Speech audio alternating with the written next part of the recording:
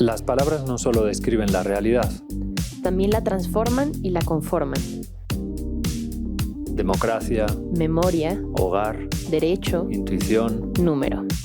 En este podcast, cada semana conversamos con un especialista diferente sobre una palabra clave para comprender el mundo. Una semana, Una palabra.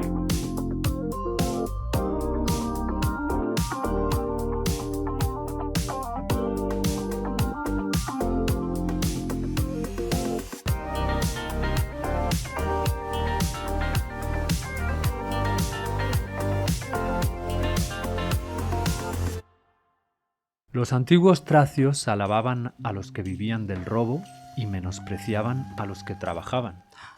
En la Edad Media, los juicios se resolvían mediante ordalías. Si el acusado era culpable, su mano no se quemaría en el fuego. En el África subsahariana, la poligamia es habitual. En algunas comunidades tibetanas, la poliandria está bien vista siempre que los diferentes esposos con los que se case una mujer sean hermanos. Nosotros contamos de 10 en 10. En la Mesoamérica precolombina se contaba de 20 en 20. Lo que en una cultura se percibe como normal, en otra es considerado inusual. ¿A qué se debe? Immanuel Kant fue el primero en utilizar la palabra de nuestro episodio, Weltanschauung. Un siglo después, Wilhelm Dilthey la popularizó. En México, desde que Paul Kirchhoff, en los años 40 del siglo XX, defendiera la unidad cultural de los pueblos mesoamericanos, se acostumbra a designar a ese común modo de mirar el mundo con la expresión cosmovisión mesoamericana. Evidentemente, la palabra cosmovisión está compuesta de cosmos y visión. Sin embargo, ¿qué entendemos por visión y por cosmos? Por ejemplo, para nosotros, esta palabra significa universo. ¿Sabías, sin embargo, que en el griego significaba originalmente orden, belleza? ¿Depende la belleza de nuestro modo de mirar el mundo? ¿Es la cosmovisión personal o colectiva? ¿Qué tanto nuestros puntos de partida determinan el modo de conocer? ¿La realidad es del color con que se mira? Para dialogar sobre estas y otras preguntas, hoy nos acompaña Carlos Gutiérrez. Carlos Gutiérrez Lozano es doctor en filosofía, tanto por la Universidad Iberoamericana como por la Universidad de Innsbruck. Y sus investigaciones giran en torno al pensamiento de Nietzsche, Heidegger, John Henry Newman y René Girard. Entre sus publicaciones destacamos el libro Ocaso de la metafísica y resurgimiento del pensar, Nietzsche y Heidegger. Además, es director de la revista Estudios, que acaba de cumplir 40 años y que es editada por el Departamento de Estudios Generales del ITAM. Muchas gracias por acompañarnos hoy. Carlos, bienvenido. Gracias a ustedes por la invitación. La primera pregunta siempre es la misma y siempre es, creo, la más difícil. ¿Cómo definirías lo que es, en este caso, la cosmovisión, el concepto de cosmovisión? Bueno, mira, quiero empezar diciendo que es un término, creo yo, un poco menos familiar en español que en otras lenguas, ¿no? Uh-huh. En alemán hablar de Weltanschauung y en inglés hablar de worldview es algo bastante común. Uh-huh. En el espacio de lengua hispana no es tan común, sobre todo en el aspecto en el que pues yo lo he trabajado un poquito más, que es en el aspecto filosófico y quizás más concretamente en el aspecto de la filosofía de la religión. Uh-huh. Por supuesto que cuando hablamos de cosmovisión, pues normalmente podría ser, no sé, un concepto sociológico, precisamente para definir grupos, ¿no? O incluso es ocupado mucho en la psicología, ¿no? Para ubicar ciertos grupos de creencias, de opiniones, sean de grupos más pequeños o más grandes, ¿no? Y normalmente la cosmovisión se ha entendido o se entiende coloquialmente como algo colectivo, ¿no? Claro que hablamos coloquialmente, tú acabas de decir, ¿no? La cosmovisión mesoamericana o la cosmovisión, no sé, europea, occidental, oriental, la cosmovisión marxista o capitalista, en fin, ¿no? En realidad, lo que yo he estado trabajando en este tiempo es sobre todo la cosmovisión personal, ¿no? Una cosmovisión personal. Y bueno, para decirlo de manera así muy, muy clara, ¿no? O muy, muy resumida,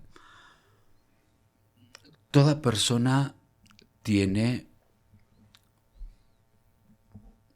un conjunto de principios, la gran mayoría de los cuales no son conscientes,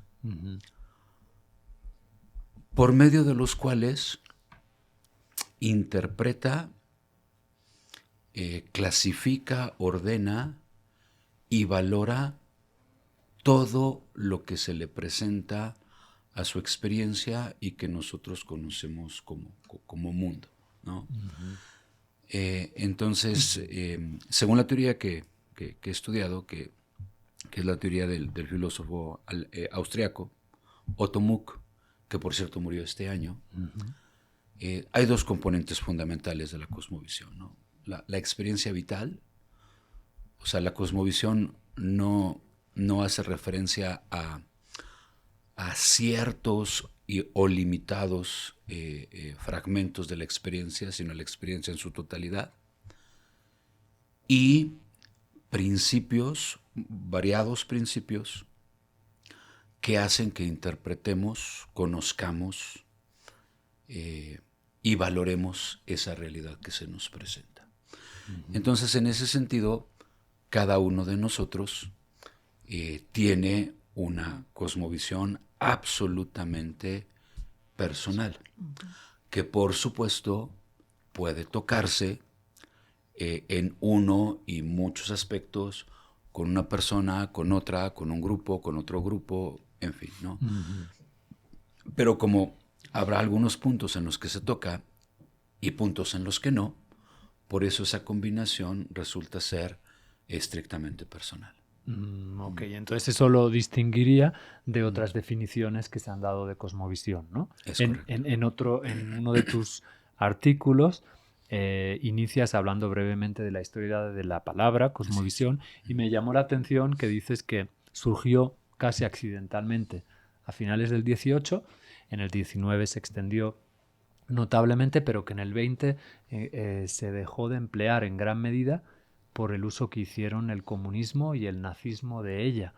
¿A qué te refieres con eso exactamente? ¿Nos podrías contar un poco? Bueno, el concepto lo inventó, fíjense nada más que curioso, ¿no? Lo inventó Kant en la tercera crítica, en la crítica del juicio. Que todos hemos leído, de arriba abajo. y que era precisamente el intento de conciliar esos dos aspectos que había trabajado en la crítica de la razón pura y en la crítica de la razón práctica, ¿no? Cómo combinar lo intelectual con lo práctico. Pero no es un término que a Kant realmente le haya interesado y no es un término fundamental en la crítica del juicio, ¿no? Sencillamente acuñó la palabra pero vaya, llamó la atención de alguna manera y se fue desarrollando, ¿no? El idealismo lo utilizó mucho, ¿no? Fichte, Schelling, Hegel. Pero también el romanticismo lo utilizó mucho, ¿no? Sobre todo con Schleiermacher, con Goethe, ¿no? Y el asunto es que precisamente se empezaban a ver ciertos aspectos que estaban contenidos en la cosmovisión, ¿no? Como el lenguaje, como la historia, como las vivencias personales, ¿no? Y son los románticos los que empiezan a decir que hay personas que encarnan una cosmovisión, ¿no? Entonces la cosmovisión romántica se encarna, por ejemplo, en Goethe, ¿no? Como, y bueno, a partir de ahí ya alguien dirá, bueno, pues entonces, si hablamos de la cosmovisión romana, pues podemos hablar, no sé, de Cicerón, o podemos hablar de Julio César, en fin, ¿no? Y se va desarrollando, pero hay digamos, esos dos hitos, ¿no? Por un lado, el marxismo, porque si tú metes la palabra cosmovisión a cualquier traductor y le dices que te la traduzca al inglés, en muchas ocasiones va a salir ideology. En muchas ocasiones, ¿no? Y entonces ideología es un término marxista por excelencia, ¿no? La ideología alemana. Entonces, para Marx y para los marxistas, toda visión del mundo que no sea la visión marxista es ideología. Okay. Y el marxismo Pero no. la visión marxista es la única y auténtica cosmovisión científica, ¿no? Entonces ahí hay un uso bastante pues politizado, socializado del término cosmovisión. Y bueno, surge el fascismo y el nacionalsocialismo en oposición franca al marxismo, y el famosísimo, lamentablemente famosísimo, libro de Hitler, Mein Kampf, Mi lucha, habla precisamente que el mundo es una lucha de cosmovisiones. Y concretamente él está pensando en la cosmovisión marxista, que está luchando contra, en este caso, la cosmovisión racista aria, que es la que propone Hitler, ¿no? Entonces, con ese uso, tanto por parte de Marx como por parte del nacionalsocialismo, del término cosmovisión, pues nadie quería utilizar después de eso el término cosmovisión, ¿no? Incluso llegó a utilizarse simplemente como un término peyorativo, sinónimo de lo metafísico, ¿no? Algo es metafísico, y para no decir que era algo mal visto, que era algo ilusorio, que era algo falso, pues dices es algo cosmovisivo, ¿no? Bueno, hablabas de la cosmovisión científica que creían tener los marxistas. Doctor Bosch, ¿qué nos traes hoy? No, bueno, pues es evidente, yo les voy a hablar del cero maya. ¿De acuerdo? El concepto de cero es una abstracción y resulta increíble, verdaderamente increíble, que solamente 2 civilizaciones, 2 culturas lo hayan descubierto, los mayas y los hindús. Es más, los griegos, que en ese sentido tenían como su líder a Euclides, tenían un gran temor del vacío, tenían temor al no ser, tenían temor a la nada. Y por eso, pues eso les impedía manifestarlo matemáticamente y se quedaron sin cero y sin hacer muchas cosas que eventualmente se pueden hacer gracias al cero. En realidad, la matemática maya es mágica, es divina mejor que mágica, ¿sí? Esta sociedad, los mayas, ¿sí?, se caracterizaban por practicar una relación muy estrecha entre la espiritualidad, el arte y la ciencia. Al contrario de nuestra época. Al contrario totalmente de nuestra época, ¿sí? El libro sagrado maya, que es conocido como el Popol Vuh, permite la derivación de unas matemáticas especiales, las matemáticas divinas, que son las que gobiernan los cálculos diarios y científicos de esa sociedad, pero son matemáticas divinas. Así el cero maya representa algo pues muy abstracto dentro de su cosmovisión, que es la plenitud o la completitud, y ahí se parece mucho a lo que eventualmente dice Kant. Kant habla de lo intelectual y lo práctico, como nos acabas de decir, y aquí es la plenitud o la completitud, no la ausencia, no la carencia o la nada. Y esa es la gracia, es decir, el concepto que tienen es diferente y por eso lo pueden materializar, ¿sí? Y eso significa que hay en realidad 2 categorías complementarias, igual que en el caso de Kant, ¿sí?, que son lo material y lo espiritual. Y de ahí viene que ellos puedan funcionar perfectamente con el cero maya y que, pues aunque para mí las matemáticas no son divinas, me dan la explicación a lo que es el mundo y lo que es la cosmovisión realmente de los mayas. Pero los matemáticos sí, ¿no? Son divinos. Muchas gracias por la parte que me corresponde. Y su cero es una concha vacía, ¿no? El cero se expresa de distintas maneras, ¿sí? Es decir, depende de dónde lo estés utilizando, ¿sí? Si lo expresas en cuentas es como una concha o como un ojito, hay miles de maneras de hacerlo. Pero en las estelas mayas lo expresan muchas veces, bueno, dentro de las cosas que son como el cero, son los 4 puntos cardinales, que es cuando empiezan a definir todas las cosas. Y lo expresan precisamente con una flor que tiene 4 pétalos, uno arriba, uno abajo, uno a la derecha, uno a la izquierda y algo en el centro. Y ese, cuando lo veas en una estela maya, ese es también el cero. O lo expresan a veces quincunce, creo que se le llama. Quincunce. Sí. Y luego también lo expresan como, no me acuerdo muy bien el gesto, pero lo voy a hacer así para que me vean. Es algo así en la cara, las caras esas mayas. Cuando ves caritas mayas, el cero está expresado así. Y sobre todo cuando lo expresan así, no habla del número, sino que habla precisamente de lo espiritual. Entonces, a mí, digo, el haber descubierto eso me hizo ver las estelas mayas de otra manera, porque inmediatamente voy a buscar a ver dónde encuentro un cero, ¿no? O algo espiritual, ¿no? Creo que justamente ese es un atributo no solo del área maya, sino de toda la cosmovisión mesoamericana, esa unión entre lo matemático y lo divino, y por ejemplo aparece expresado en el nombre de uno de los calendarios rituales que en náhuatl se dice Tonalpohualli, que es el calendario de 260 días, complementario al Xiuhpohualli, que es la cuenta del Xiuh, del fuego, o sea, de los soles. Está la cuenta de los tonalis, que son las almas.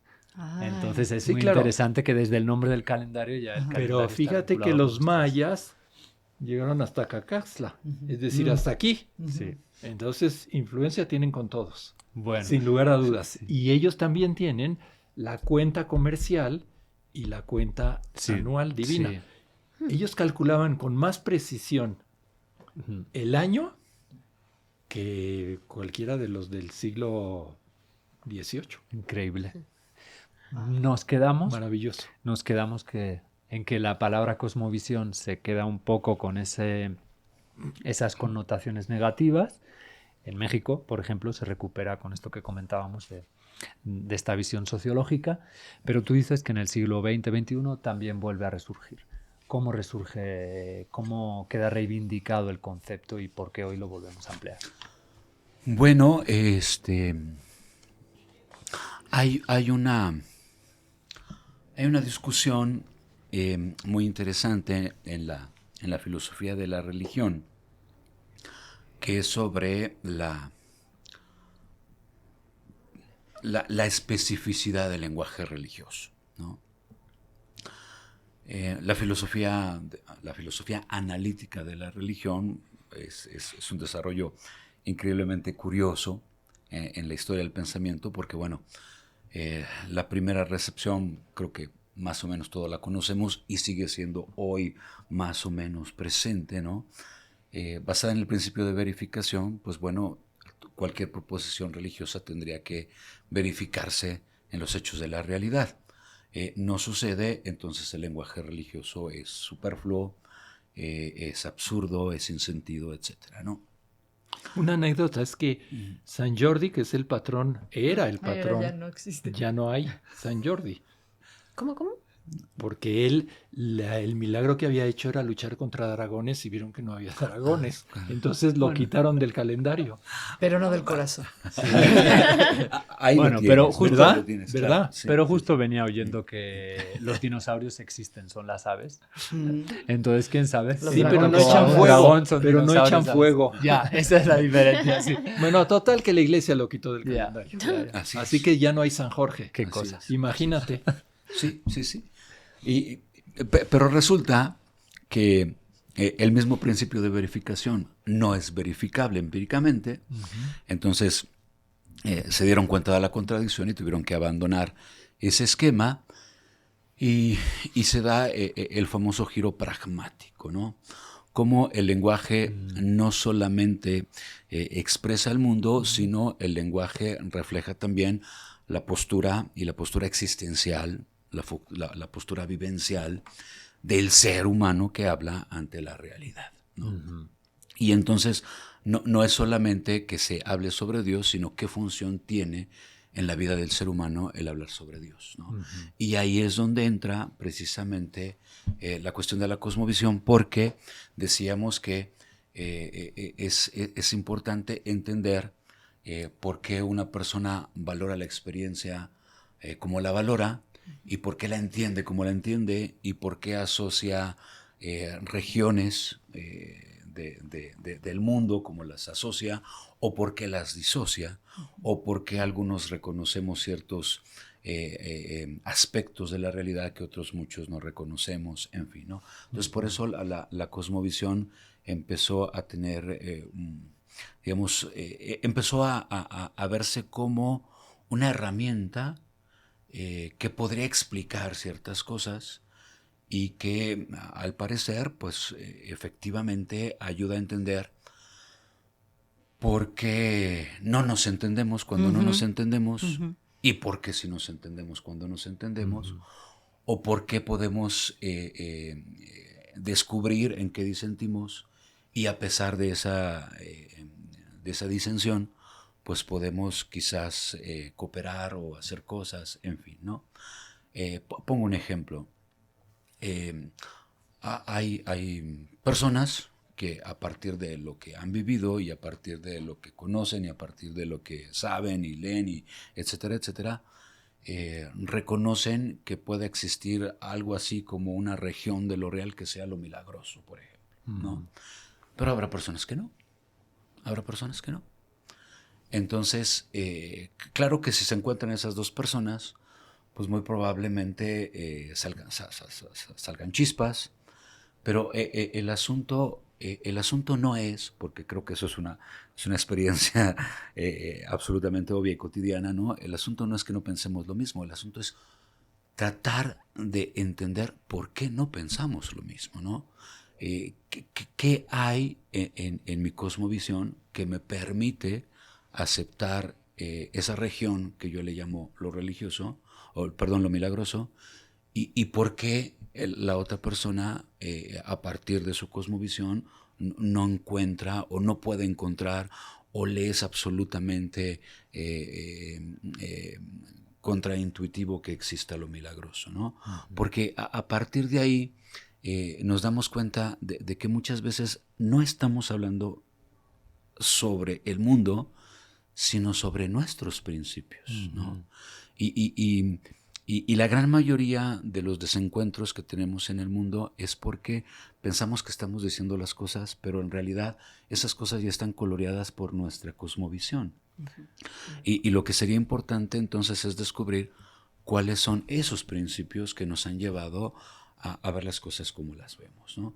A ver, ese ejemplo es bastante obvio, pero vaya, piensa por ejemplo en no sé, a ver, casos concretos, ¿no? En los terraplanistas, en los antivacunas, en fin, ¿no?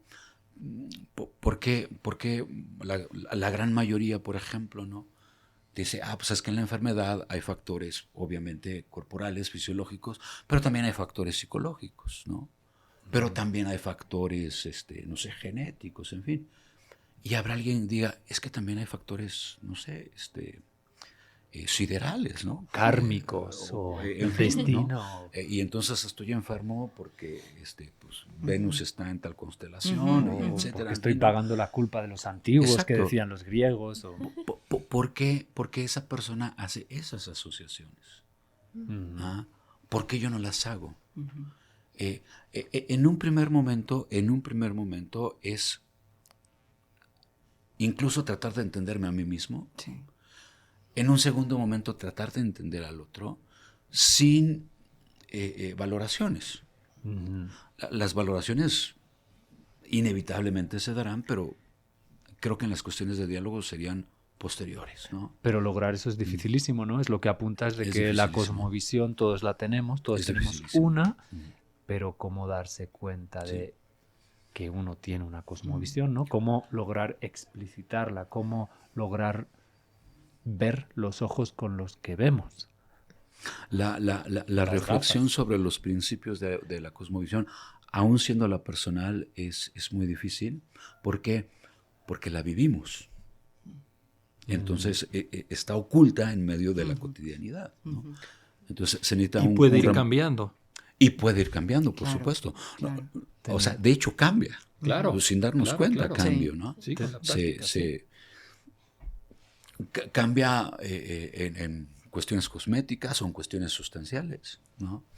Y no sabemos exactamente si esos cambios son coherentes con nuestro desarrollo anterior o si es un salto brusco.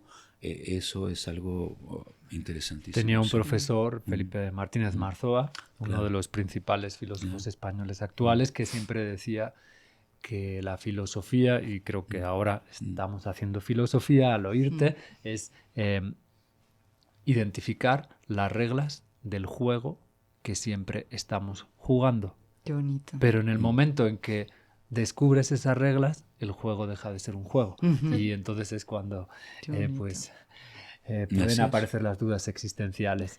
Así es, así es. Marina, como en todos los episodios, has salido por ahí a preguntar. Pero antes, porque va a ser Ah. relevante, una pregunta.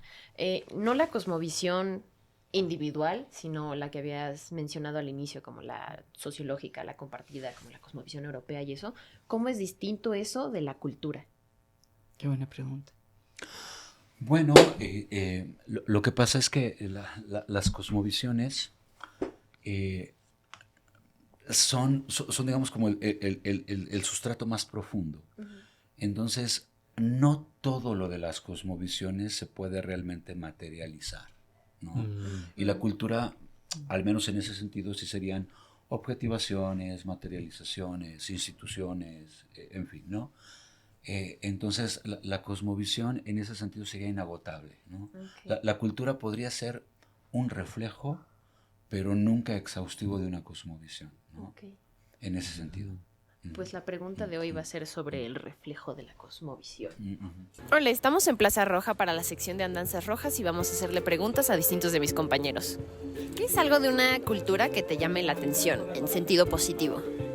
Pues ahorita estoy llevando una clase de Japón, China y el sudeste asiático y creo que se me hace súper interesante la manera en la que estos países piensan respecto a la vida y como la psicología que tienen detrás como de sus interacciones con la naturaleza o con objetos. Se me hace súper interesante, muy lindo. No, ¿de qué? Bueno, yo creo que cuando pienso en cultura, pienso en la comida, porque representa mucho sobre cómo la gente vive el día a día y pues nos ayuda a comprender cómo funciona la sociedad y cómo se distribuye, si son las mujeres o los hombres los que realizan la comida o los ingredientes que se utilizan. O sea, siento que si pensamos en algo como la comida italiana, que le gusta a todos, podemos pensar como, es una comida muy simple, es pasta, tiene salsas y tiene algún tipo de proteína, pero si lo analizamos bien, en realidad es una mezcla multicultural del intercambio que se dio una vez que llegaron los europeos a América, porque pues el tomate tiene origen aquí en nuestro continente americano y después se importa a Italia y se empieza a consumir y ya es como un statement piece de su comida y es un elemento tan esencial de ellos. Y hay algunas personas que dicen que la pasta la trajo Marco Polo también a Italia y por ejemplo también la papa para hacer ñoquis, también eso proviene del continente americano. Entonces es muy interesante ver cómo las personas pueden tomar diferentes elementos que provienen de diferentes partes del mundo y hacerlo algo tan suyo y tan icónico que es reconocible prácticamente en todos los lugares del mundo. O sea, donde quieras que vayas encuentras un restaurante de comida italiana y creo que eso es algo que admiro de ellos y de su cultura. Nunca había pensado tanto sobre la comida italiana y me gustó. La primera que se me viene a la mente es la cultura que hay en Oaxaca. De por sí es un estado que siento muy cercano a mí porque toda la familia de mi mamá es de ahí. Y creo que algunos aspectos positivos que siempre destacaré de la cultura en Oaxaca es, además de la comida que es deliciosa, pero creo que está muy presente el valor y el cariño que se le tiene a la familia, a la naturaleza, a la tierra, a lo que te da la tierra. Entonces sí, creo que eso es lo que destacaría. Misma pregunta, aunque la palabra no sea cosmovisión, algo que les llame la atención, de manera positiva, no negativa, de alguna otra cultura o la propia. Bueno, mientras se lo piensa Carlos, a mí de México, por supuesto, ahora acabo de estar en Pátzcuaro para muertos y es... Es Disneylandia. Es una maravilla. Se ha convertido en Disneylandia. Eso es una cosa, pero sí es algo que impacta positivamente. El lago está por los suelos. Es algo que impacta positivamente. Es algo que impacta positivamente el ver ofrendas a los muertos de un modo que no se ve en otros lugares del mundo, ¿no? Y en Hong Kong me llamaba mucho la atención que una vez vino una amiga a casa y trajo manzanas, ¿no? Y le dije, gracias. Y me dijo, no, es que aquí cuando vamos a una casa a veces es habitual pues llevar frutas. Es como algo, en lugar de llevar un vino o un pastel, llevas frutas. Entonces esos son dos detallitos que me parecen curiosos. ¿Ustedes de otras culturas? ¿Lo que piensa Carlos? No, a mí yo creo que me enriquezco de todas las otras culturas. Pero Y hay miles de curiosidad cosas que te llame. que me gustan, sí. Pues no sé, simplemente la cultura árabe, la forma de ser, la forma de dirigirse a las personas es muy diferente. Uh-huh. Miles de todas las culturas tienen lo suyo. Sí, digo. pero alguna que... Pues hay muchas, pero curiosamente un día hablaba con Carlos de mi interés por el judaísmo. Y hay cosas que me parecen muy sabias. Una de ellas es el Shabbat, ¿no? La idea de realmente parar, dejar de trabajar y tomar un día para estar en contacto con seres queridos, contigo mismo, con Dios. Sí. Me parece muy sabio y me gusta mucho. ¿Y lo has integrado a tu vida? No, quisiera, pero no lo he hecho.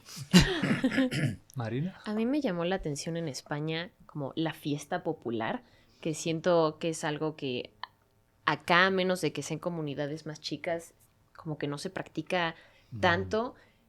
Y sale de verdad toda la gente y no hay mayor problema. O sea, podría correr ríos de alcohol, pero no me tocó escuchar ni ver tanto como que hubiera golpes o conflictos o cosas así. O era como mucho más mínimo. Al día siguiente la gente como que limpiaba. O sea, era como tener a tanta gente junta compartiéndolo y que no hubiera como ningún tipo de conflicto que resaltara. Sí, la fiesta. En ese sentido y con lo que dice la chiquita esta de la comida, está la fiesta esa de la tomatina, que es importada de acá, ¿no? Es decir, y se tiran tomates hasta decir basta y ahí queda la cosa. Sí. En España sí pasa mucho eso que incluso los citadinos se consideran siempre de algún de pueblo, un barrio, ¿verdad? De un pueblo, ya ese es el pueblo al que van a celebrar esas fiestas. Ya te dimos tiempo. Ahora... Bueno, yo tuve una fortuna inmensa porque cuando estudié en Austria yo vivía en un colegio intercultural, ¿no? Entonces tenía amigos de África, tenía amigos de Asia, ¿no? Se me quedó muy marcado pues cómo era la forma y la manera de expresar la cultura en general de los africanos, pero por ejemplo, no sé, los de Nigeria y los de Tanzania, ¿no? Nos invitaban a comer, entonces habría que vestirse con sus trajes típicos, nos prestaban trajes típicos. Ah, ¿no? ¿Los invitados también se tenían que vestir claro, así? Sí, sentados en el suelo, comer con las manos, en fin, ¿no? Entonces eso llamaba muchísimo la atención, los hindúes, ¿no? Pero los que más, los que me ganaron el corazón fueron los coreanos, ¿no? Los coreanos, una sociedad increíblemente cerrada, es muy difícil entrar, ¿no? Pero una vez que entras, pues bueno, son bastante fraternales, ¿no? La disciplina que tienen. Me decía, vaya, en ese momento yo tendría, no sé, unos 23, 24 años, y un chico coreano decía, tengo 24 años y estoy lejos de conocer todas las formas de cortesía que existen en el coreano. Ay, qué bonito. ¿No? Y tengo 24 años, o sea, todas las formas y las maneras en las que demuestras el aprecio por los mayores, ¿no? En fin, eso se me quedó increíblemente marcado, sí. Sí. Margarita, ¿qué nos traes hoy? Ay, pues siento que esta palabra me la puso difícil porque en mi experiencia el término cosmovisión se usa más en la literatura como de psicología social o antropológica que más de psicología, pero no había captado lo que hoy nos explicaba Carlos, que el worldview en inglés sí se usa mucho, ¿no? Y quería comentar dos cosas, una de la práctica y otra de la investigación. Al pensar en esto de la cosmovisión, estoy totalmente de acuerdo con Carlos, que es algo, me parece muy hermoso porque es algo único, ¿no? Así como nuestra huella digital de cómo incorporamos nuestras experiencias y las ideas a las que estamos expuestos. Y creo que la psicoterapia, que es parte de lo que yo hago, de su versión más hermosa, justamente es como una exploración conjunta de la cosmovisión de la persona, ¿no? Y que está basada en el diálogo de una manera que no es evaluativa, ¿no? Para mi gusto, hay procesos terapéuticos que de alguna manera ofrecen una cosmovisión alternativa, un complemento a la cosmovisión. O sea, entiende que lo que te pasa es por lo que te pasó de chiquito, o porque tienes pensamientos distorsionados, pero creo que hay formas de trabajar en la terapia en las que se hace un esfuerzo por no imponer o proponer, y que es más bien un proceso de indagación, que me parece que es precioso, ¿no? Es realmente un privilegio para el terapeuta, y cuando funciona bien, pues también un proceso de como descubrimiento, de darle sentido a la experiencia.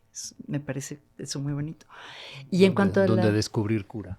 Exacto. Sí. Y en cuanto a la investigación, me he dado cuenta, solo de lo que yo sé, muy recientemente se ha investigado esto, digamos, de manera así como empírica, empírica tal vez es una palabra, ¿no? Porque en la filosofía, experimental tal vez. Hay un investigador norteamericano que se llama Jer Clifton, que está estudiando lo que él llama core beliefs, como las creencias fundamentales o centrales de las personas. Y está tratando de ver si hay ciertas creencias fundamentales comunes a diferentes culturas. Y sé muy poco de él, apenas lo está empezando a implementar y me parece algo muy interesante. A mí, relacionado con lo que decía ahorita Margarita, esta idea de lograr descubrir la cosmovisión del paciente o del otro dialogando, me vino a la mente una de las últimas partes de tu libro, en donde justamente titulas el capítulo del ver metafísico a la meditación como búsqueda de patria. Bueno, estás hablando de Nietzsche y Heidegger y de este descubrimiento de la nada, y entonces dicen, bueno, si el mundo se ha quedado desacralizado, ¿cómo le podemos volver a dar sentido, ¿no? Y de algún modo, creo, si no lo leí mal, apuntas que hay que dejar quizás de lado por un momento el decir, e ir al no decir y al silencio, ¿no? Y bueno, creo que tiene que ver con esto que decía Margarita, ¿no?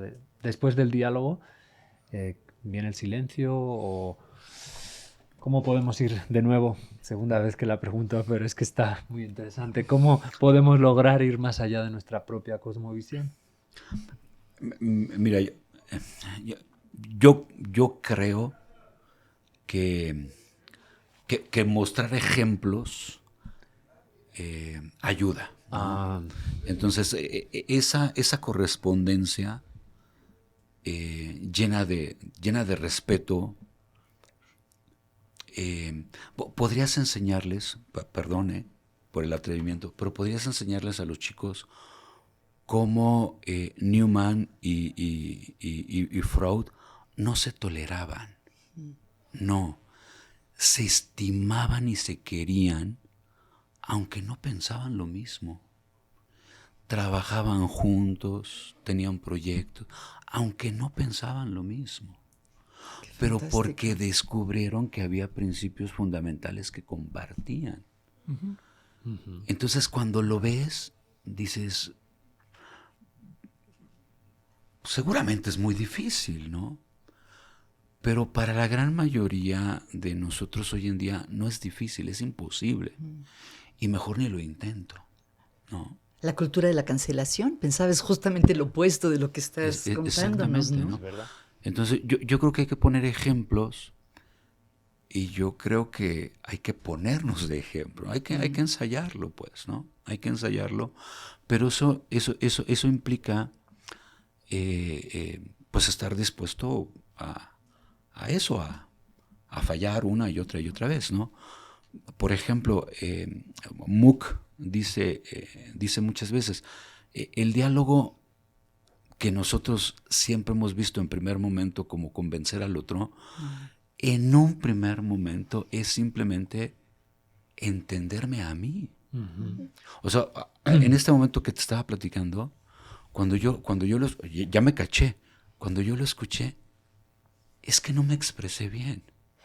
Es que no supe decir lo que quería decir, ¿no? Entonces, en un primer momento el diálogo me dice, caray, yo ni siquiera sé exactamente cómo expresar bien lo que pienso, ¿no? Entonces me puede ayudar a mí, ¿no? Las preguntas que me hace el otro me pueden ayudar a mí mismo a saber exactamente qué es lo que pienso, porque me puedo cachar que en realidad no lo pienso, pero me dicen que lo pienso, ¿no? Pero la verdad es que muy convencido no lo estoy. Y el diálogo en un primer momento me rebota, o sea, en un primer momento es conocerme más a mí. Qué interesante. Es lo que dicen algunos antropólogos contemporáneos, que dicen que, bueno, en el siglo XIX la antropología buscaba explicar al otro. Exacto. Pero ahora no. Ahora la antropología, al menos estos investigadores, por ejemplo, Eduardo Viveiros de Castro, que tiene una teoría que se conoce como perspectivismo amerindio y que recoge, por ejemplo, en un libro que se titula From the Enemy Point of View, y lo que viene a decir es que nosotros nos vemos como humanos y vemos a los animales como animales, pero los animales en la Amazonía se ven a sí mismos como humanos. Los jaguares se ven a sí mismos como humanos. ¿Cómo sabemos eso? Bueno, eso es lo que dicen los pueblos, de la Amazonía, ¿no? Y que ven a sus presas, o sea, a los humanos, pues como animalillos, ¿no? Bueno, pero la idea que viene a decir es que justamente hay que estudiar antropología para entenderse mejor uno mismo, para que las categorías del otro nos hagan que se revelen las nuestras, ¿no? Sí. Y bueno, sí, claro, en un segundo momento, pues tratar de entender al otro, pero en sus convicciones más profundas, ¿no? Donde puede haber coincidencia o no. Y si hay coincidencia, entonces se abren muchas posibilidades. Al revés. Yo creo que si no hay coincidencia, se abren muchas más posibilidades porque hay mucho más oportunidad de seguir trabajando y haciendo las cosas. También. En cambio, si ya estás de acuerdo, se acabó hasta aquí. Es correcto, estoy de acuerdo, sí. ¿Puedo agregar algo? Me hiciste pensar, cuando hablabas de esa correspondencia de miles de cartas, y nos asombró imaginaros la cantidad de material que había ahí, de palabras, me hizo pensar que hoy en día se está usando mucho lo que la gente escribe en las redes sociales para investigar cosas de psicología, por ejemplo, el estado emocional de las personas en distintos estados del país o casi, y me hiciste preguntarme si hoy en día que tanta gente escribe sobre su experiencia, si se podría analizar a través de modelos matemáticos o no sé, lingüísticos, las cosmovisiones de las personas, ¿no? Ir más allá de cómo se sienten y si se pudiera sacarle jugo a eso. Yo voy a pasar la conversación a algo tantito más mundano. Primero, disculpas, Carlos, antes de platicar contigo, yo tenía muy clavado como cosmovisión muy, muy, muy de la mano con cultura. Y la cultura también como esta forma de entender tu mundo y relacionarte con los demás. Y para mí uno de los elementos centrales de la cultura es el idioma. Y esto que ahora se está discutiendo más recientemente, de cómo el idioma puede cambiar literalmente la forma en que entiendes las cosas. Claro. Lo percibes, este ejemplo típico de que si el puente es masculino, la gente lo describe como fuerte, resistente, cosas así, y si el puente es una palabra femenina, se describe como elegante, armonioso, cosas así. Y por experiencia personal de gente de mi edad ahorita en el ITAM, o de intercambio, me ha tocado que tengo muchos amigos que terminaron en relaciones amorosas, con personas extranjeras con otro idioma, ¿no? Y yo siempre he pensado que a mí me costaría mucho como el poder tener una relación tan profunda con alguien con quien no comparto lengua materna, porque siento que también tengo como un vínculo emocional al español.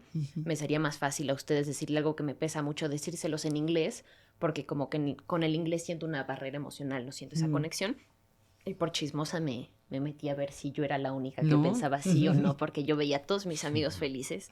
Y esta es una encuesta muy poco representativa, solo encuestaron como a 2,000 personas, 2,000 británicos, pero sí mencionaban que, por ejemplo, 2/3 dicen que o no estarían dispuestos o que consideran que sería una barrera demasiado fuerte el no compartir la misma lengua materna.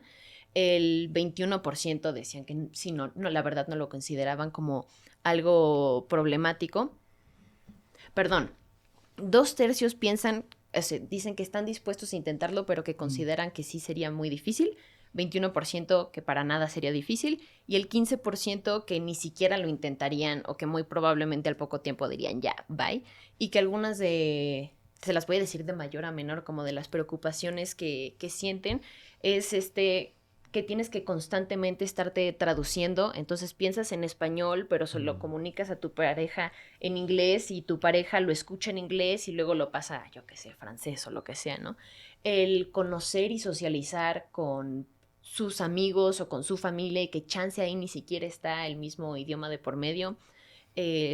Encima de eso, las diferencias culturales, que justo consideran sería una barrera para tener una conexión más fuerte. Tener distinto sentido del humor o como tú no poder expresar tu sentido del humor, que muchas veces está vinculado directamente al idioma. 7% dijo que tener que ver series o películas con subtítulos, pero no. Y digo, también otros decían que les parecía muy interesante y atractivo porque es el conocer la cultura de otra persona, que los empujaría como a aprender otro idioma, les abriría el panorama, cosas así. Y nada, ese fue mi rabbit hole en el que me metí. Fíjate que cuando estás en algún país extranjero o cualquier persona está en un país que no es el suyo o que no está con su idioma y se enoja por alguna razón y quiere expresar algún improperio, lo dicen siempre en su lengua materna. Porque es donde se sienten a gusto y saben medir el matiz de lo que están diciendo. Sí. Y si lo dices en la lengua extranjera, igual no mides el matiz. Sí. No, y si de por sí ya en las relaciones es difícil la comunicación, tener que tener una comunicación con otra barrera. Me recordaste, perdón, lo último que digo, que al oírte me acordé de una terapeuta de pareja muy famosa y que me gusta mucho, que se llama Esther Perel, y ella dice que todas las parejas son parejas interculturales. Tiene que ver con las... Sí, a ver... en esa inquietud, a ver, puede resultar práctico hablar de cosmovisión occidental, no sé, pero exactamente el asunto es que pues la historia y la vida nos dice una y otra vez que no es cierto que todos compartimos esos valores. Entonces, esas cosmovisiones genéricas son artificiales. No existen. Yo enseño ideas. Te voy a enseñar la cosmovisión occidental.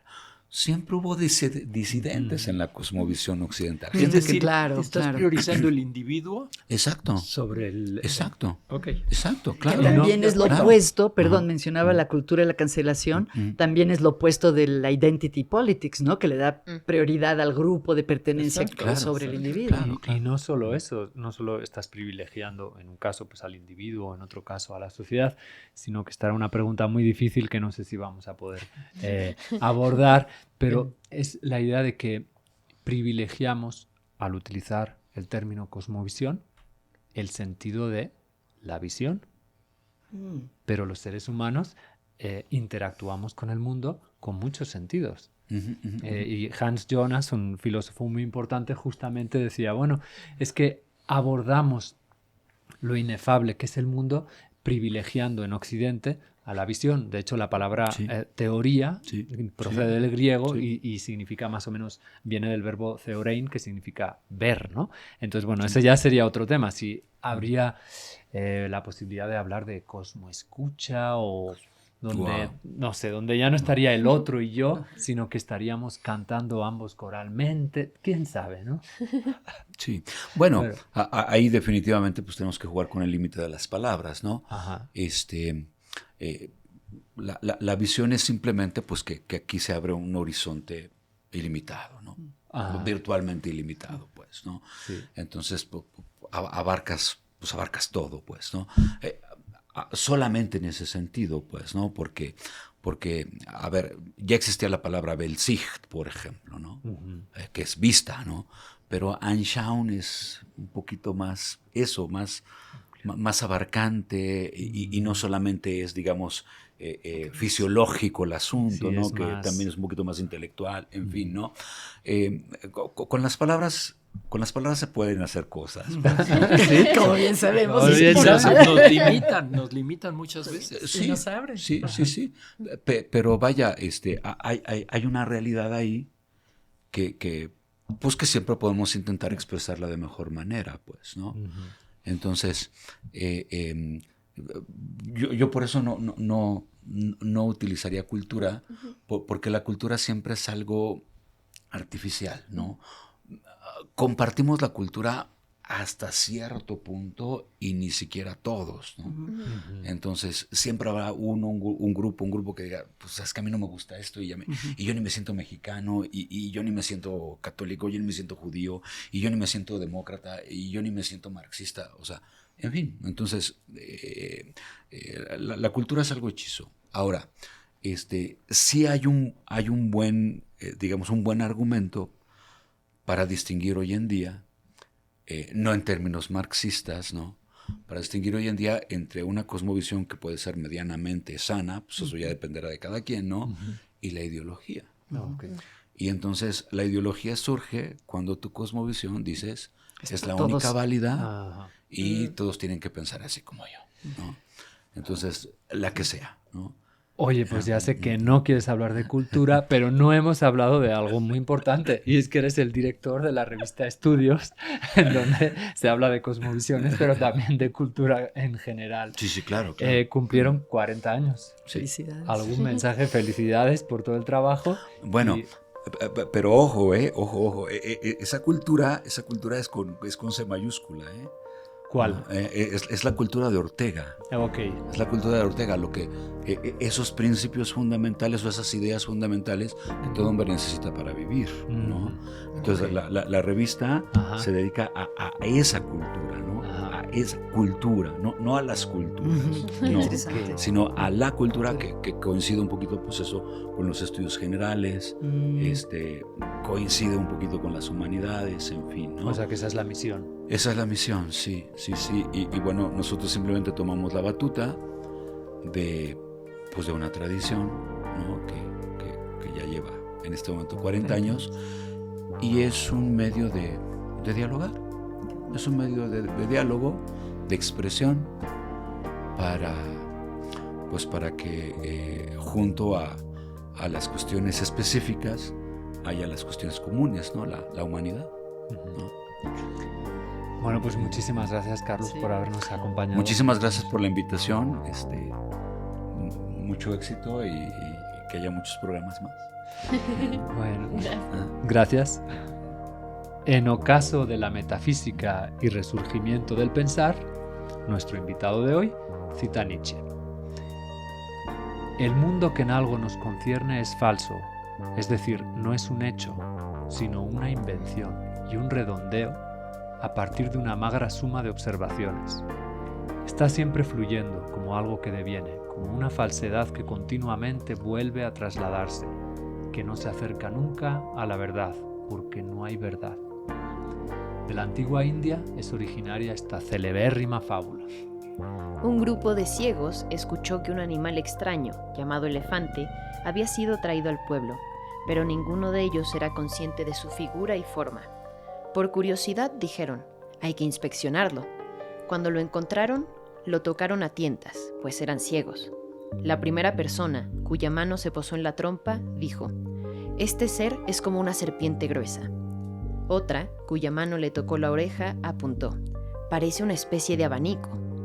El siguiente ciego, cuya mano estaba sobre la pata, afirmó: «El elefante es un pilar fuerte como el tronco de un árbol». El que sintió su cola lo describió así: «Es como una cuerda». El que tocó su colmillo concluyó: «Es duro, liso y punzante, como una lanza».